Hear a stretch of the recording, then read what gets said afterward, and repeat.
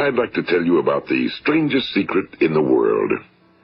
Some years ago, the late Nobel Prize-winning Dr. Albert Schweitzer was being interviewed in London, and a reporter asked him, "Doctor, what's wrong with men today?" And the great doctor was silent a moment, and then he said, "Men simply don't think." It's about this that I want to talk with you. We live today in a golden age. This is an era that man has looked forward to, dreamed of, and worked toward for thousands of years. But since it's here, we pretty well take it for granted. We in America are particularly fortunate to live in the richest land that ever existed on the face of the earth, a land of abundant opportunity for everyone. But do you know what happens? Well, let's take 100 men who start even at the age of 25. Do you have any idea what will happen to those men by the time they're 65? These 100 men who all start even at the age of 25 believe they're going to be successful. If you ask any one of these men if he wanted to be a success, he'd tell you he did. And you'd notice that he was eager toward life, that there was a certain sparkle to his eye, an erectness to his carriage, and life seemed like a pretty interesting adventure to him. But by the time they're 65, 1 will be rich. 4 will be financially independent.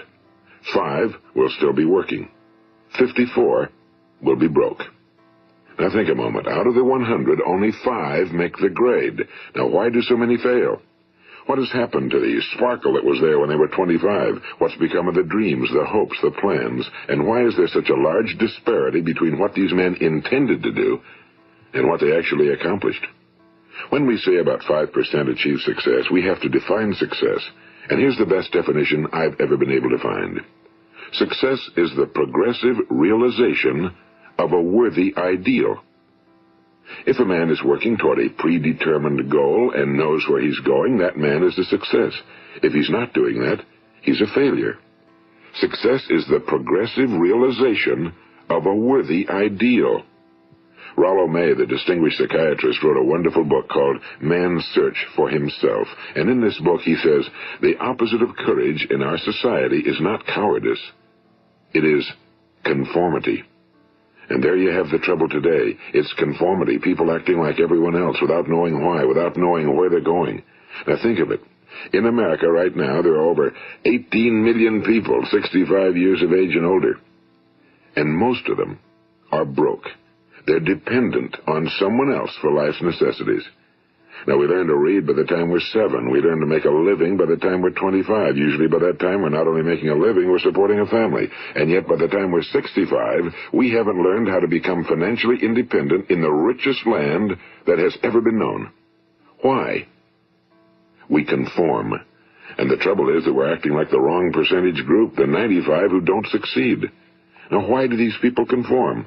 Well, they really don't know. These people believe that their lives are shaped by circumstances, by things that happen to them, by exterior forces. They're outer-directed people. A survey was made one time that covered a lot of men, working men, and these men were asked, "Why do you work? Why do you get up in the morning?" 19 out of 20 had no idea. If you ask them, they'll say, well, everyone goes to work in the morning, and that's the reason they do it, because everyone else is doing it. Now let's get back to our definition of success. Who succeeds? The only person who succeeds is the person who is progressively realizing a worthy ideal. He's the person who says, I'm going to become this, and then begins to work toward that goal. I'll tell you who the successful people are. A success is the school teacher who's teaching school because that's what he or she wants to do. The success is the woman who's a wife and mother because she wanted to become a wife and mother and is doing a good job of it. The success is the man who runs the corner gas station because that was his dream. That's what he wanted to do. The success is the successful salesman who wants to become a top-notch salesman and grow and build with his organization. A success is anyone who is doing deliberately a predetermined job because that's what he decided to do deliberately. But only 1 out of 20 does that.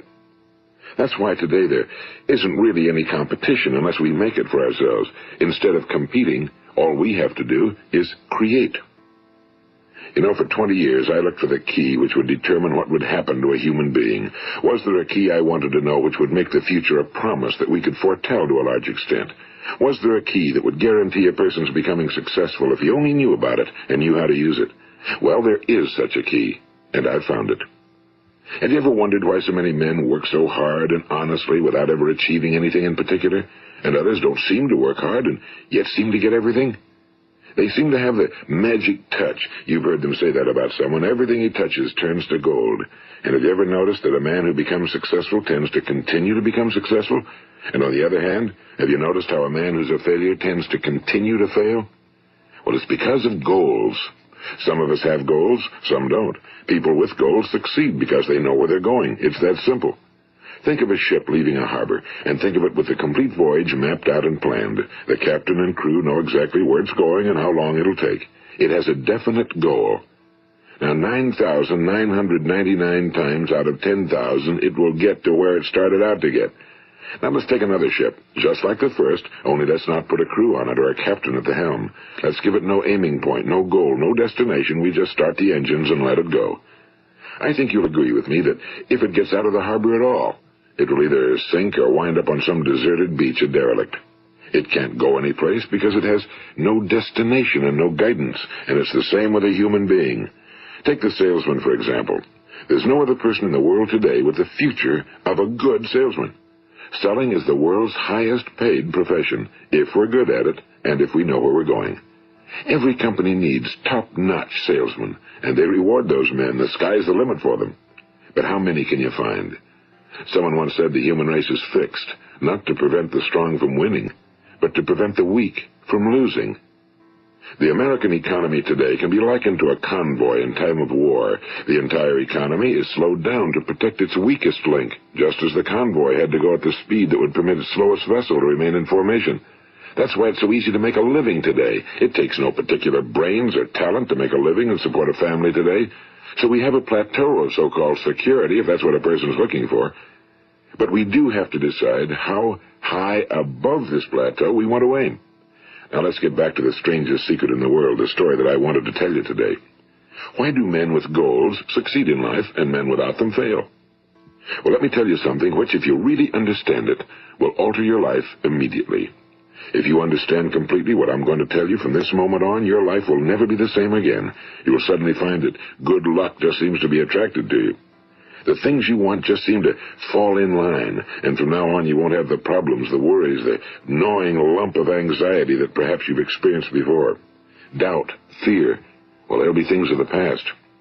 Here's the key to success and the key to failure. We become what we think about.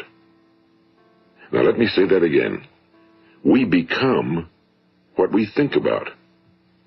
Throughout all history, the great wise men and teachers, philosophers and prophets have disagreed with one another on many different things. It's only on this one point that they are in complete and unanimous agreement. Listen to what Marcus Aurelius, the great Roman emperor, said. A man's life is what his thoughts make of it. Disraeli said this. Everything comes if a man will only wait. I've brought myself by long meditation to the conviction that a human being with a settled purpose must accomplish it, and that nothing can resist a will that will stake even existence for its fulfillment. Ralph Waldo Emerson said this, a man is what he thinks about all day long.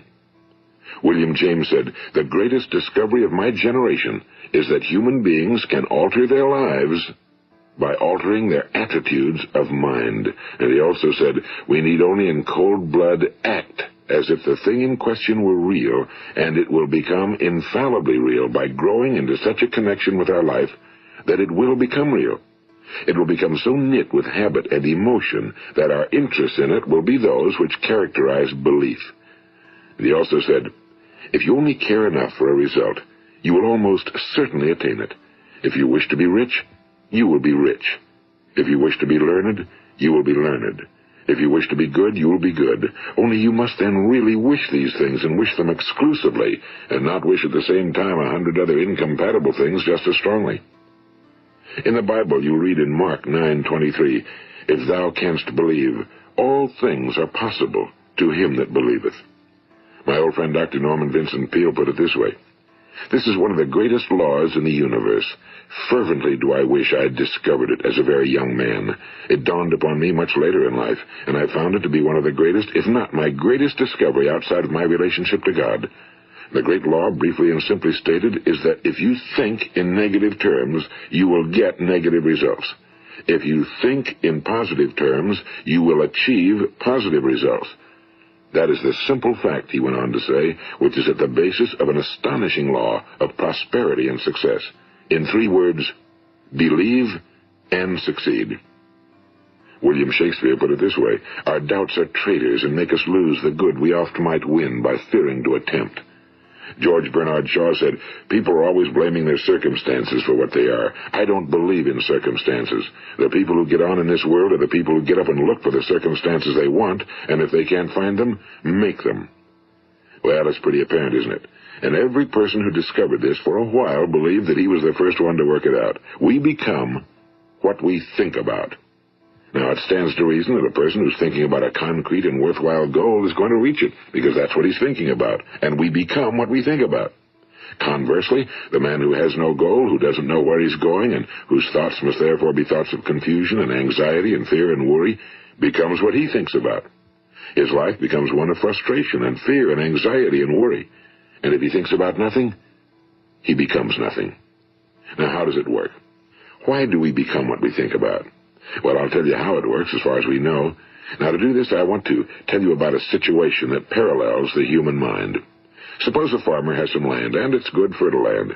Now, the land gives the farmer a choice. He may plant in that land whatever he chooses. The land doesn't care. It's up to the farmer to make the decision. Now, remember, we're comparing the human mind with the land because the mind, like the land, doesn't care what you plant in it. It will return what you plant, but it doesn't care what you plant.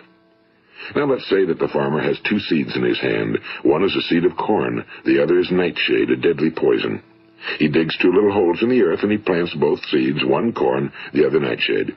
He covers up the holes, waters, and takes care of the land, and what will happen?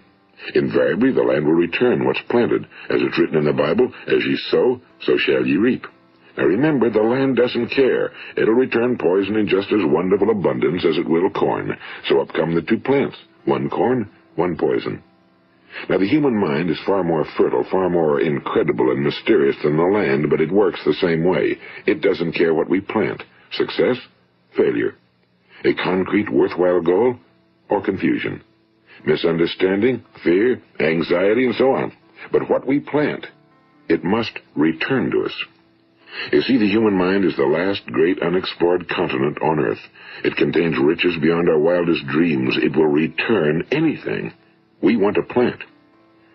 Now, you might say, well, if that's true, why don't people use their minds more? Well, I think they figured out an answer to that one, too. Our mind comes as standard equipment at birth. It's free, and things that are given to us for nothing we place little value on. Things that we pay money for, we value. The paradox is that exactly the reverse is true. Everything that's really worthwhile in life came to us free. Our minds, our souls, our bodies, our hopes, our dreams, our ambitions, our intelligence, our love of family and children and friends and country, all these priceless possessions are free. But the things that cost us money are actually very cheap and can be replaced at any time. A good man can be completely wiped out and make another fortune. He can do that several times. Even if our home burns down, we can rebuild it. But the things we got for nothing, we can never replace. The human mind isn't used because we take it for granted. Familiarity breeds contempt. It can do any kind of job we assign to it, but generally speaking, we use it for little jobs instead of big, important ones.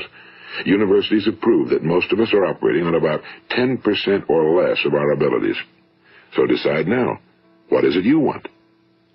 Plant your goal in your mind. It's the most important decision you'll ever make in your entire life. What is it you want? Do you want to be an outstanding salesman? A better worker at your particular job? Do you want to go places in your company? In your community? Do you want to get rich? All you've got to do is plant that seed in your mind, care for it, work steadily toward your goal, and it will become a reality. It not only will, there's no way that it cannot.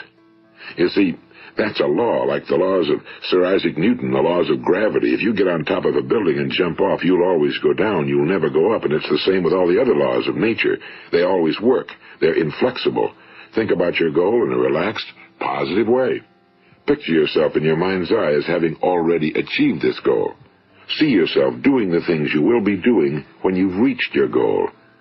Ours has been called the phenobarbital age, the age of ulcers and nervous breakdowns and tranquilizers, at a time when medical research has raised us to a new plateau of good health and longevity. Far too many of us worry ourselves into an early grave trying to cope with things in our own little personal ways without learning a few great laws that will take care of everything for us. These things we bring on ourselves through our habitual way of thinking. Every one of us is the sum total of his own thoughts. He is where he is because that's exactly where he really wants to be, whether he'll admit that or not. Each of us must live off the fruit of his thoughts in the future, because what you think today and tomorrow, next month and next year, will mold your life and determine your future. You're guided by your mind. I remember one time I was driving through eastern Arizona, and I saw one of those giant earth-moving machines roaring along the road at about 35 miles an hour with what looked like 30 tons of dirt in it. A tremendous, incredible machine, and there was a little man perched way up on top with the wheel in his hands guiding it. And as I drove along, I was struck by the similarity of that machine to the human mind. Just suppose you're sitting at the controls of such a vast source of energy. Are you going to sit back and fold your arms and let it run itself into a ditch? Or are you going to keep both hands firmly on the wheel and control and direct this power to a specific, worthwhile purpose? It's up to you. You're in the driver's seat. You see, the very law that gives us success is a two-edged sword. We must control our thinking. The same rule that can lead a man to a life of success, wealth, happiness, and all the things he ever dreamed of for himself and his family. That very same law can lead him into the gutter. It's all in how he uses it, for good or for bad. This is the strangest secret in the world. Now, why do I say it's strange, and why do I call it a secret? Actually, it isn't a secret at all. It was first promulgated by some of the earliest wise men, and it appears again and again throughout the Bible, but very few people have learned it, understand it. That's why it's strange, and why for some equally strange reason it virtually remains a secret. I believe that you could go out and walk down the main street of your town and ask one man after another what the secret of success is, and you probably wouldn't run into one man in a month who could tell you. Now, this information is enormously valuable to us if we really understand it and apply it. It's valuable to us not only for our own lives, but the lives of those around us, our families, employees, associates, and friends. Life should be an exciting adventure. It should never be a bore. A man should live fully, be alive. He should be glad to get out of bed in the morning. He should be doing a job he likes to do because he does it well. One time I heard Grove Patterson, the great late editor-in-chief of the Toledo Daily Blade, make a speech, and as he concluded his speech, he said something I've never forgotten. He said, "My years in the newspaper business have convinced me of several things. Among them, that people are basically good, and that we came from someplace, and we're going someplace. So we should make our time here an exciting adventure. The architect of the universe didn't build a stairway leading nowhere." And the greatest teacher of all, the carpenter from the plains of Galilee, gave us the secret time and time again. As ye believe, so shall it be done unto you. I've explained the strangest secret in the world and how it works. Now, on this side, I want to explain how you can prove to yourself the enormous returns possible in your own life by putting this secret to a practical test. I want you to make a test that will last 30 days. It isn't going to be easy, but if you'll give it a good try, it will completely change your life for the better. Now, back in the 17th century, Sir Isaac Newton, the English mathematician and natural philosopher, gave us some natural laws of physics which apply as much to human beings as they do to the movement of bodies in the universe. And one of these laws is that for every action, there is an equal and opposite reaction. Simply stated, as it applies to you and me, it means we can achieve nothing without paying the price. The results of your 30-day experiment will be in direct proportion to the effort you put forth. To be a doctor, you must pay the price of long years of difficult study. To be successful in selling, and remember that each of us succeeds to the extent of his ability to sell. Selling our families on our ideas, selling education in schools, selling our children on the advantages of living the good and honest life, selling our associates and employees on the importance of being exceptional people. To, of course, the profession of selling itself. But to be successful in selling our way to the good life, we must be willing to pay the price. Now, what is that price? Well, it's many things. First, it's understanding emotionally, as well as intellectually, that we literally become what we think about, that we must control our thoughts if we're to control our lives. It's understanding fully that as ye sow, so shall ye reap. Second, it's cutting away all fetters from the mind and permitting it to soar as it was divinely designed to do. It's the realization that your limitations are self-imposed and that the opportunities for you today are enormous beyond belief. It's rising above narrow-minded pettiness and prejudice. And third, it's using all your courage to force yourself to think positively on your own problem, to set a definite and clearly defined goal for yourself, to let your marvelous mind think about your goal from all possible angles, to let your imagination speculate freely upon many different possible solutions, to refuse to believe that there are any circumstances sufficiently strong to defeat you in the accomplishment of your purpose, to act promptly and decisively when your course is clear, and to keep constantly aware of the fact that you are, at this moment, standing in the middle of your own acres of diamonds, as Russell Conwell used to point out. And fourth, save at least 10% of every dollar you earn. It's also remembering that no matter what your present job, it has enormous possibilities, if you're willing to pay the price. Now let's just go over the important points in the price each of us must pay to achieve the wonderful life that can be ours. It is, of course, worth any price. 1. You will become what you think about. 2. Remember the word imagination and let your mind begin to soar. 3. Courage. Concentrate on your goal every day. 4. Save 10% of what you earn. And 5. Action. Ideas are worthless unless we act on them. Now, I'll try to outline the 30-day test I want you to make. Keep in mind that you have nothing to lose by making this test and everything you could possibly want to gain. There are two things that may be said of everyone. Each of us wants something, and each of us is afraid of something. I want you to write on a card what it is you want more than anything else. It may be more money. Perhaps you'd like to double your income or make a specific amount of money. It may be a beautiful home. It may be success at your job. It may be a particular position in life. It could be a more harmonious family. Each of us wants something. Now write down on your card specifically what it is you want. Make sure it's a single goal and clearly defined. You needn't show it to anyone, but carry it with you so that you can look at it several times a day. Think about it in a cheerful, relaxed, positive way each morning when you get up, and immediately you have something to work for, something to get out of bed for, something to live for.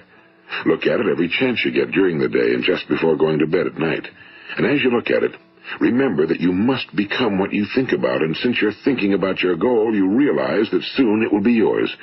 In fact, it's yours really the moment you write it down and begin to think about it. Look at the abundance all around you as you go about your daily business. You have as much right to this abundance as any other living creature. It's yours for the asking. Now we come to the difficult part. Difficult because it means the formation of what is probably a brand new habit, and new habits are not easily formed. Once formed, however, it will follow you for the rest of your life. Stop thinking about what it is you fear. Each time a fearful or negative thought comes into your consciousness, replace it with a mental picture of your positive and worthwhile goal. And there will come times when you'll feel like giving up. It's easier for a human being to think negatively than positively. That's why only 5% are successful. You must begin now to place yourself in that group. For 30 days, you must take control of your mind. It will think about only what you permit it to think about. Each day for this 30-day test, do more than you have to do. In addition to maintaining a cheerful, positive outlook, give of yourself more than you've ever done before. Do this knowing that your returns in life must be in direct proportion to what you give. The moment you decide on a goal to work toward, you're immediately a successful person. You are then in that rare and successful category of people who know where they're going. Out of every 100 people, you belong to the top 5. Don't concern yourself too much with how you're going to achieve your goal. Leave that completely to a power greater than yourself. All you have to do is know where you're going. The answers will come to you of their own accord and at the right time. Remember these words from the Sermon on the Mount, and remember them well. Keep them constantly before you this month of your test. Ask, and it shall be given you. Seek, and ye shall find. Knock, and it shall be opened unto you. For every one that asketh receiveth, and he that seeketh findeth, and to him that knocketh it shall be opened. It's as marvelous and as simple as that. In fact, it's so simple that in our seemingly complicated world, it's difficult for an adult to understand that all he needs is a purpose and faith. For 30 days, Do your very best. If you're a salesman, go at it as you've never done before, not in a hectic fashion, but with the calm, cheerful assurance that time well spent will give you the abundance in return you deserve and want. If you're a homemaker, devote your 30-day test to completely giving of yourself without thinking about receiving anything in return, and you'll be amazed at the difference it makes in your life. No matter what your job, do it as you've never done it before for 30 days. And if you've kept your goal before you every day, you'll wonder and marvel at this new life you've found. Dorothea Brand, the outstanding editor and writer, discovered it for herself and tells about it in her fine book, Wake Up and Live. Her entire philosophy is reduced to the words, act as though it were impossible to fail. She made her own test with sincerity and faith, and her entire life was changed to one of overwhelming success. Now, you make your test for 30 full days. Don't start your test until you've made up your mind to stick with it. You see, by being persistent, you're demonstrating faith. Persistence is simply another word for faith. If you didn't have faith, you'd never persist. If you should fail during your first 30 days, by that I mean suddenly find yourself overwhelmed by negative thoughts, you've got to start over again from that point and go 30 more days. Gradually, your new habit will form until you find yourself one of that wonderful minority to whom virtually nothing is impossible. And don't forget the card. It's vitally important as you begin this new way of living. On one side of the card, write your goal, whatever it may be. On the other side, write the words we've quoted from the Sermon on the Mount. Ask, and it shall be given you. Seek, and ye shall find. Knock, and it shall be opened unto you. Nothing great was ever accomplished without inspiration. See that during these crucial first 30 days, your own inspiration is kept at a peak. And above all, don't worry. Worry brings fear, and fear is crippling. The only thing that can cause you to worry during your test is trying to do it all yourself. Know that all you have to do is hold your goal before you. Everything else will take care of itself. Remember also to keep calm and cheerful. Don't let petty things annoy you and get you off course. Now, since making this test is difficult, some will say, why should I bother? Well, look at the alternative. No one wants to be a failure. No one really wants to be a mediocre individual. No one wants a life constantly filled with worry and fear and frustration. Therefore, remember that you must reap that which you sow. If you sow negative thoughts, your life will be filled with negative things. If you sow positive thoughts, your life will be cheerful, successful, and positive. Now, gradually, you will have a tendency to forget what you've heard on this recording. Play it often. Keep reminding yourself of what you must do to form this new habit. Gather your whole family around at regular intervals and listen to what's been said here. You know, most men will tell you that they want to make money without understanding the law. The only people who make money work in a mint. The rest of us must earn money. This is what causes those who keep looking for something for nothing or a free ride to fail in life. The only way to earn money is by providing people with services or products which are needed and useful. We exchange our time and our product or service for the other man's money. Therefore, the law is that our financial return will be in direct proportion to our service. Now, success is not the result of making money. Making money is the result of success, and success is in direct proportion to our service. Most people have this law backwards. They believe that you're successful if you earn a lot of money. The truth is that you can only earn money after you're successful. It's like the story of the man who sat in front of the stove and said to it, "Give me heat, and then I'll add the wood." How many men and women do you know, or do you suppose there are today, who take the same attitude toward life? There are millions. We've got to put the fuel in before we can expect heat. Likewise, we've got to be of service first before we can expect money. Don't concern yourself with the money. Be of service, build, work, dream, create. Do this, and you'll find there's no limit to the prosperity and abundance that will come to you. Prosperity, you know, is founded upon a law of mutual exchange. Any person who contributes to prosperity must prosper in turn himself. Sometimes the return will not come from those you serve, but it must come to you from someplace, because that's the law. For every action, there is an equal and opposite reaction. As you go daily through your 30-day test period, remember that your success will always be measured by the quality and quantity of service you render, and money is a yardstick for measuring this service. No man can get rich himself unless he enriches others. Now, there are no exceptions to a law. You can drive down any street in America and from your car estimate the service that's being rendered by the people living on that street. Had you ever thought of this yardstick before? It's interesting. Some, like ministers and priests and other devoted people, measure their returns in the realm of the spiritual, but again, their returns are equal to their service.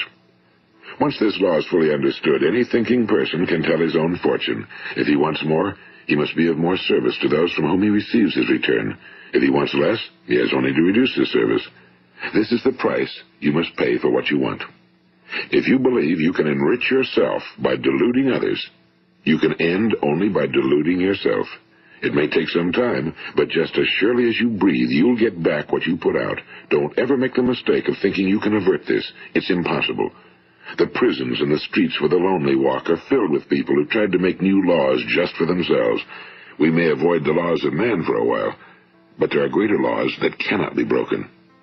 An outstanding medical doctor recently pointed out 6 steps that will help you realize success. 1. Set yourself a definite goal. 2. Quit running yourself down. 3. Stop thinking of all the reasons why you cannot be successful and instead think of all the reasons why you can. 4. Trace your attitudes back through your childhood and try to discover where you first got the idea you couldn't be successful, if that's the way you've been thinking. 5. Change the image you have of yourself by writing out a description of the person you would like to be. And 6. Act the part of the successful person you have decided to become. The doctor who wrote those words is a noted West Coast psychiatrist, Dr. David Harold Fink. Do what the experts since the dawn of recorded history have told you must do. Pay the price by becoming the person you want to become. It's not nearly as difficult as living unsuccessfully. Make your 30-day test, then repeat it again, and each time it will become more a part of you until you'll wonder how you could ever have lived any other way. Live this new way, and the floodgates of abundance will open and pour over you more riches than you may have dreamed existed. Money? Yes, lots of it. But what's more important, you'll have peace. You'll be in that wonderful minority who lead calm, cheerful, successful lives. Start today. You have nothing to lose, but you have a whole life to win. This is Earl Nightingale, and thank you.